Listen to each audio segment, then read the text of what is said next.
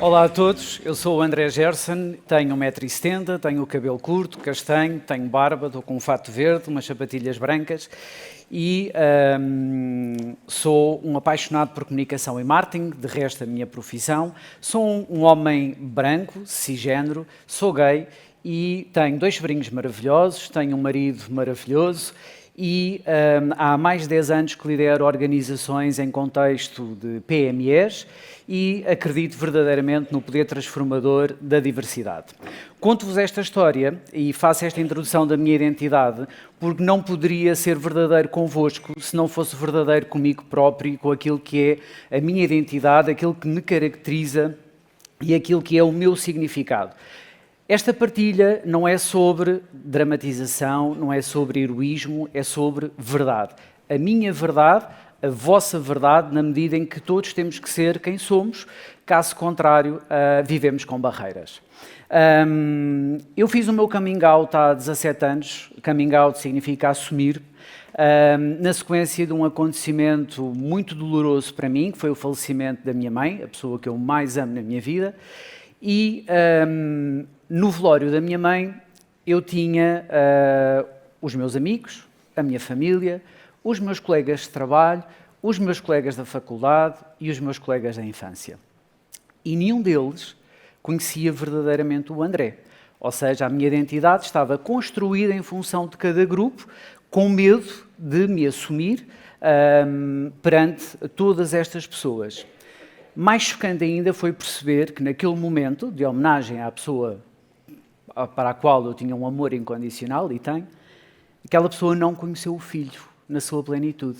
Portanto, aquele amor que eu vivi com a minha mãe não foi completo.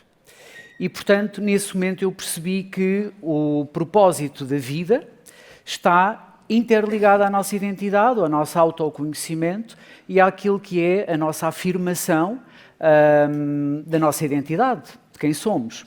E decidi, passado um mês, passado um momento de reflexão, assumir-me perante todo este grupo de pessoas, numa festa de aniversário, e fiz o meu coming out.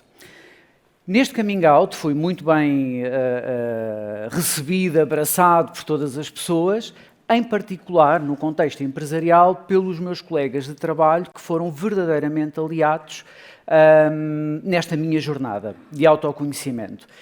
E a minha chefia, na altura, uma chefia clássica, posso dizer assim, embora sem dar visibilidade ao coletivo LGBTI, estamos a falar de há 17 anos atrás, sempre trabalhou o ambiente dentro da empresa com respeito, tolerância, empatia e, portanto, permitiu que a minha liberdade, que o meu potencial fosse efetivamente aproveitado e crescesse. Ou seja, eu para voar precisava destas condições dentro da organização onde estava inserido. E, naturalmente, segurança psicológica para fazer a minha jornada.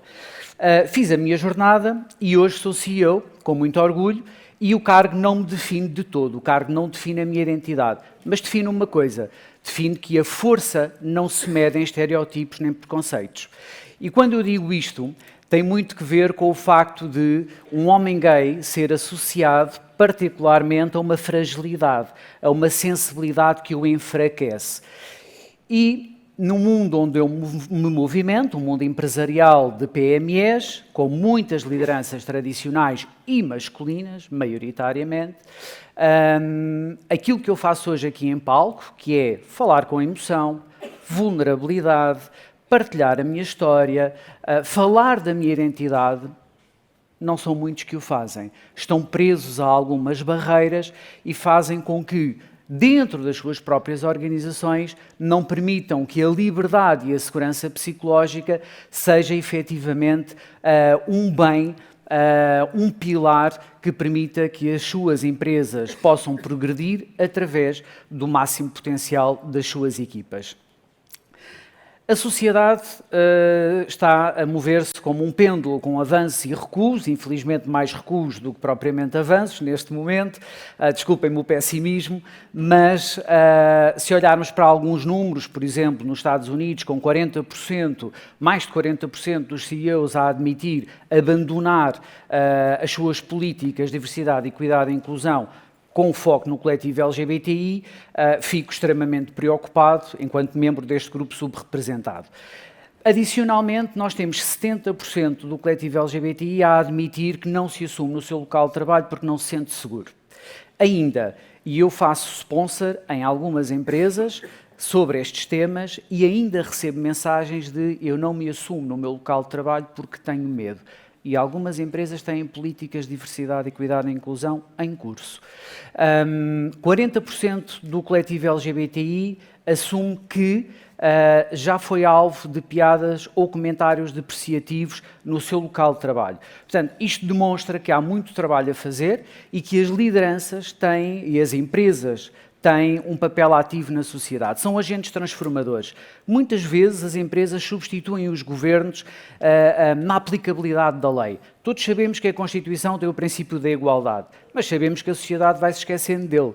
E muitas vezes é nas empresas que encontramos o espaço da ética, o espaço da ação, para conseguirmos trabalhar estas questões e percebermos verdadeiramente e inspirarmos os outros e trabalharmos com literacia que os direitos universais são universais e não são opcionais.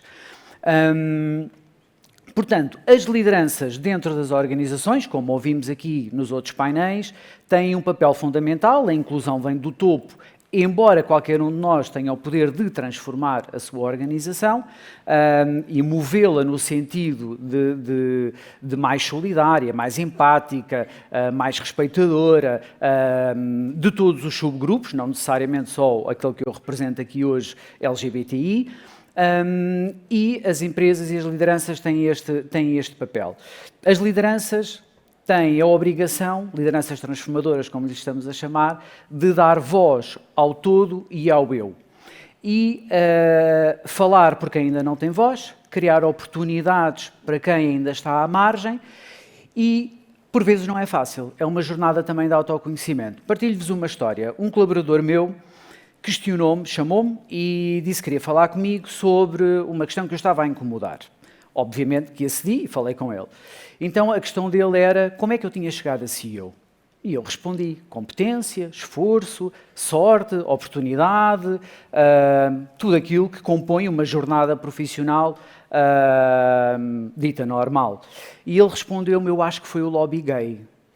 E eu fiquei a olhar para ele e respondi com humor, também é preciso de vez em quando, e disse-lhe, olha, se tu achas que há um grupo do WhatsApp em que as pessoas gay dão cargos de C-level uns aos outros, pá, introduz-me nesse grupo, porque se calhar eu torno-me o CEO da maior empresa deste país. E não sei se a resposta foi a melhor ou não, porque é exatamente o oposto. Ou seja, um grupo subrepresentado tem mais barreiras à sua evolução profissional.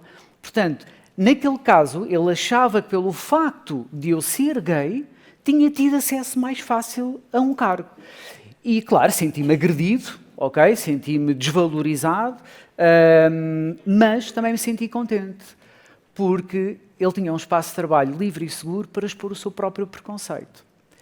Se é fácil, do meu lado, trabalhar a desconstrução daquele preconceito, quando eu acabei de ser agredido enquanto membro de uma comunidade subrepresentada, não é. Mas isto também é transformar o medo em mudança e transformar uma liderança para e com as pessoas, inclusivamente quando o tema não é favorável para a liderança transformadora. Eu trago este exemplo porque, efetivamente, considero que é no diálogo que se trabalha a normalização da diferença.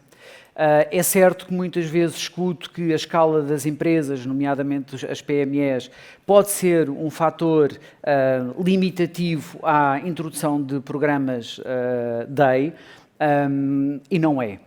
Não é porque a essência da tolerância, a essência do respeito pelo outro, trabalha-se na Copa AB Café, no corredor, na fábrica, na festa de Natal, quando estamos todos a sair, porque é a base de tudo, é o respeito. E dizer-vos que, quando falamos de empresas e de lideranças transformadoras, escuto sempre, então isso gera que rentabilidade? Mas isso dá lucro? Já vimos alguns estudos, há um da McKinsey que diz que empresas que investem em programas DEI são 21% mais lucrativas. Já vimos que, ou sabemos que, empresas que investem em programas de DEI com foco no coletivo LGBTI melhoram 50% o seu entendimento do mundo e dos seus clientes, 40% estabelecem alianças estratégicas e até desenvolvem novos negócios, e eu estou com foco LGBTI neste caso. O meu exemplo aqui hoje, esse Media Group com a Sonai, é isso mesmo, é uma aliança estratégica. Somos duas empresas com escalas distintas, mas somos membros fundadores da Redi Portugal. O Pablo representa a Redi Espanha, eu estou a representar também a Redi Portugal. E, portanto, estas sinergias são também aquilo que demonstram que a diversidade é uma vantagem competitiva e não uma tendência. Para terminar, queria deixar duas notas. Uma delas é que normalizem a diferença, sejam aliados. Para mim foi fundamental no meu local de trabalho contar com os aliados para conseguir fazer a minha jornada, o meu percurso profissional e pessoal também. Apoiem a comunidade local, por vezes está ali ao lado um projeto que pode apoiar a vida das pessoas efetivamente, e não precisamos de programas de 30 páginas de DEI, porque a comunidade local muitas vezes responde-nos diretamente sobre as suas necessidades. E por último, dizer-vos que não achem, não considerem que membros de um grupo subrepresentado têm a obrigação de educar os outros sobre a sua própria identidade e sobre a sua própria vida. Não têm. A literacia cabe a cada um de nós aprendemos, nós evoluímos, nós queremos conhecer, nós queremos abraçar a diferença, nós queremos ser tolerantes e cabe a cada um de nós e não há alguém de um grupo subrepresentado ter essa obrigatoriedade. Por último, agradecer à Sonai por dar palco à diversidade e obrigado por estarem atentos à minha história.